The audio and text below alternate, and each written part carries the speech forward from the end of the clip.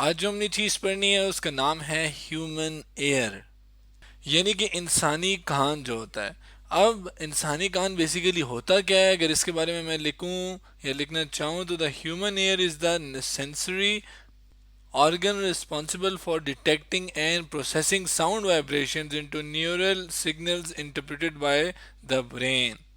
यानी कि जो ह्यूमन एयर है जो कि हमें ऐसे दिखता है, और वो बेसिकली एक सेंसरी ऑर्गन है, यानी एक ऑर्गन है कि इंसान की बॉडी का जो कि सेंस करता है किस चीज़ को, आवाज़ को, यानी for detecting and processing sound, यानी आवाज़ को वो डिटेक्ट भी करता है और इसके साथ साथ उसको आगे प्रोसेस भी करता है। प्रोसेस मतलब इसको आगे लेकर जाता है और उसको देखता है कि किस तरह की आवाज़ है, और उस ज़ाहिर आवाज़ जो है वो वाइब्रेशंस की फॉर्म में आती है ना, यानी ये आप कह लें कि वेव की फॉर्म में आती है।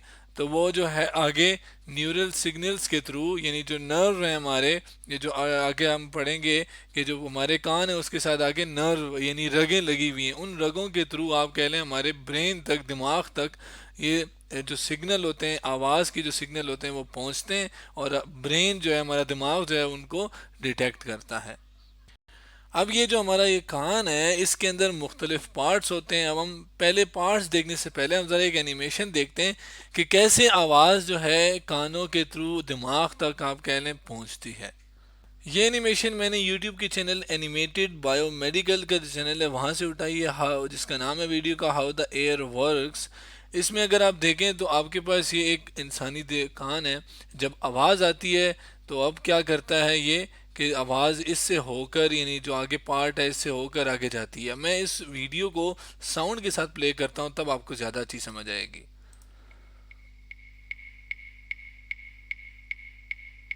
तो ये देखें, ये आवाज़ यहाँ से आई और यहाँ पर ये कान है हमारा, इसका अंदर ये स्ट्रक्चर है और इस होते हुए ये सिग्नल्स के थ्रू आगे ब्रेन तक चली जाती है। हमारा ये जो कान है जिसके हम पार्ट्स की बात कर रहे थे, ये पार्ट बेसिकली जो हमारा कान है वो तीन हिस्सों में डिवाइड किया जाता है, जिसमें जो एक है वो ज़ाहिर कहलाता है आउटर एयर, जिसको अगर मैं कहूँ कि यहाँ से लेकर यहाँ तक जो पार्ट होता है उसको हम क्या कहते हैं, आउटर एयर। अब आउटर एयर के अंदर कौन कौन से पार्ट है ये हम जरा थोड़ी देर तक देखते हैं। जो दूसरा मतलब हिस्से जो जिसको एयर को डिवाइड किया जाता है वो है मिडल एयर। मिडल एयर जो कि यहाँ से लेकर यहाँ तक जो पार्ट होता है ना, उसको बेसिकली हम क्या कह रहे हैं, यानी वो जो हिस्सा है वो उसको हम मिडल एयर में लेकर आते हैं। अब मिडल एयर के अंदर भी कौन कौन से पार्ट हैं ये हम थोड़ी देर तक देखते हैं।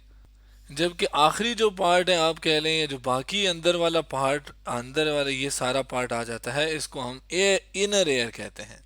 अब ये तो तीन मेजर पार्ट्स हो गए, outer air, inner air, sorry middle air और फिर इनर एयर।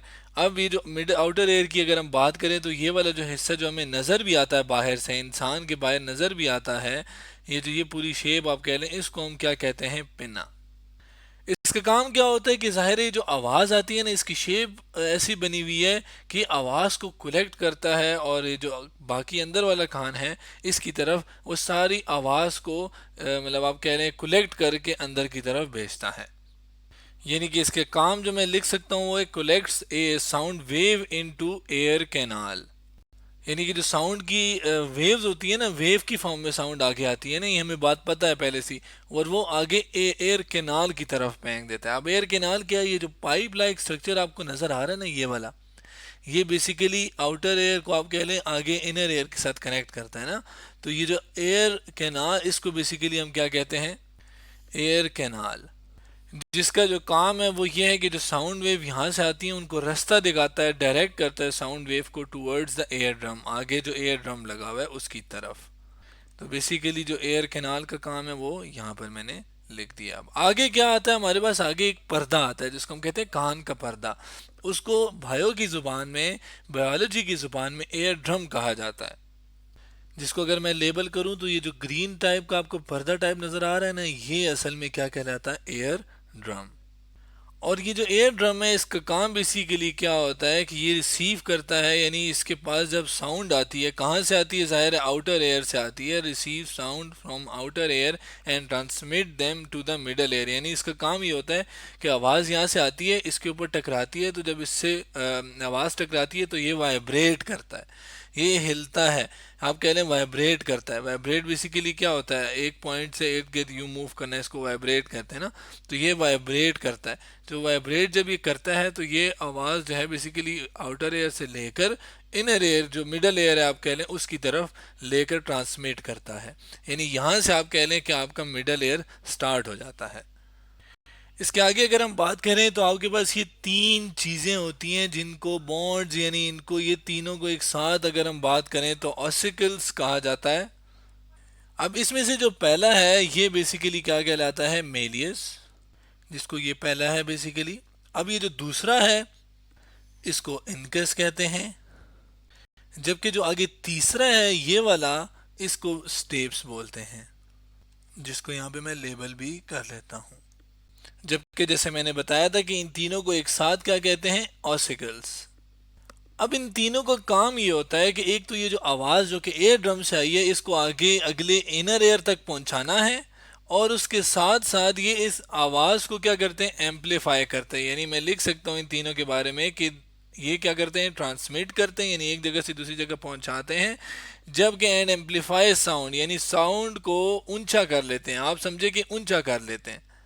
अब इन्हीं तीनों पार्ट्स को अगर मैं इस एनिमेशन में दिखाऊं, जो कि एनिमेट के नाम से चैनल है वहाँ से है, जिसका नाम है हाउ हेयरिंग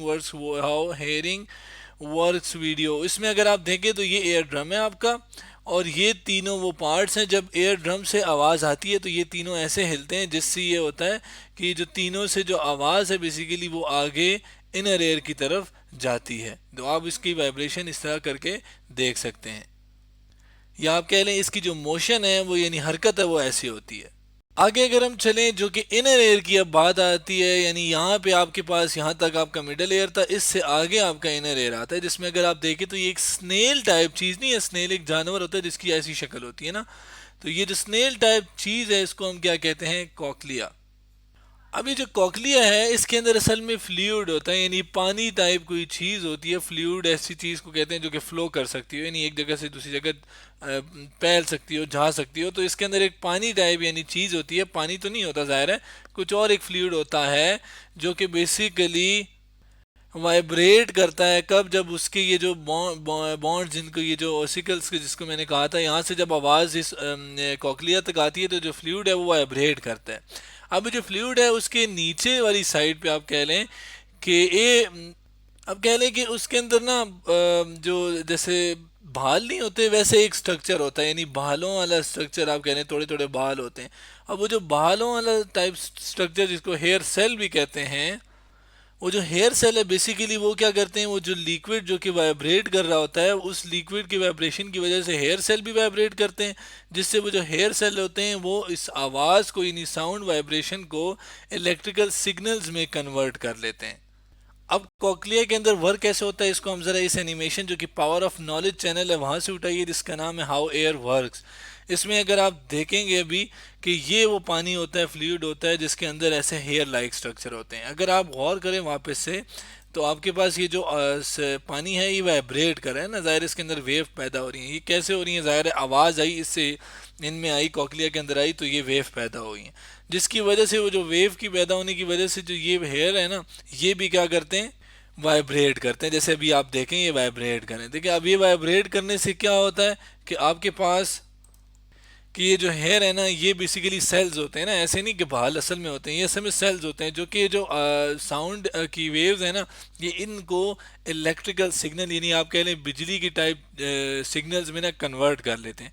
फिर यहाँ से ना आगे क्या होता है, आगे देखते हैं हम ज़रा वापस।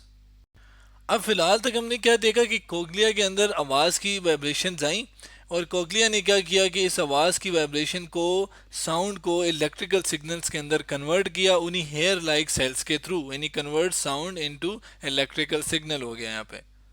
आखिर में जब कोक्लिया से आवाज़ जो है वो इलेक्ट्रिकल सिग्नल्स में कन्वर्ट तो होगी, अब ये से इलेक्ट्रिकल सिग्नल, ये जो रगे हैं, नर्व्स हैं, जिनको ऑडिटरी नर्व का कहते हैं हम, जो कि बेसिकली आवाज़ के जो सिग्नल है वो ब्रेन तक, यानी कि ये इलेक्ट्रिकल सिग्नल्स को जैसे मैंने बताया कि ब्रेन तक पहुंचाते हैं, और ब्रेन जो है फिर उसको आगे फिर ज़ाहिर डिटेक्ट करता है कि किस तरह की आवाज़ है और इसका क्या करना है।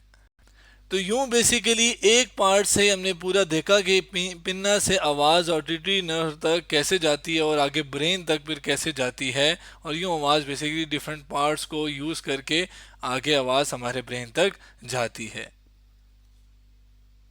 तो आज हमने ह्यूमन एयर के बारे में पढ़ा कि हमारे जो इंसानी कान होते हैं वो कैसे आवाज़ उनको सुनाई देती है, आवाज़ एक जगह से ब्रेन तक कैसे जाती है।